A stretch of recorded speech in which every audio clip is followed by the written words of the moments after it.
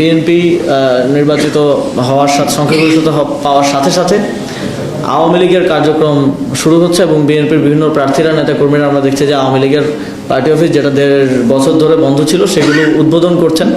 তা আমরা এটা থেকে স্পষ্টভাবে বোঝা যায় যে আওয়ামী লীগের সাথে এক ধরনের গোপন আন্ডারস্ট্যান্ডিং এবং আততের মধ্য দিয়ে তারা নির্বাচনে জয়লাভ করতে পেরেছেন। যেহেতু আমাদের কাছে প্রাপ্ত এখনকার তথ্য অনুযায়ী আমরা খুব বেশি পার্থক্য 11 দলীয় জোট এবং বিএনপির প্রাপ্ত ভোটের মধ্যে নেই। আওয়ামী লীগের কার্যক্রম বাংলাদেশে নিষিদ্ধ আছে আইনগতভাবে, এবং এই অবস্থায় যারা হচ্ছে ঘোষণা দিয়ে কিংবা মিডিয়ার সামনে এসে আওয়ামী লীগের অফিস উদ্বোধন করছেন তাদের বিরুদ্ধে আইনগত ব্যবস্থা নেওয়া প্রয়োজন এবং আইন অনুযায়ী তাদের বিরুদ্ধে ব্যবস্থা গ্রহণ করার আমরা দাবি জানাচ্ছি।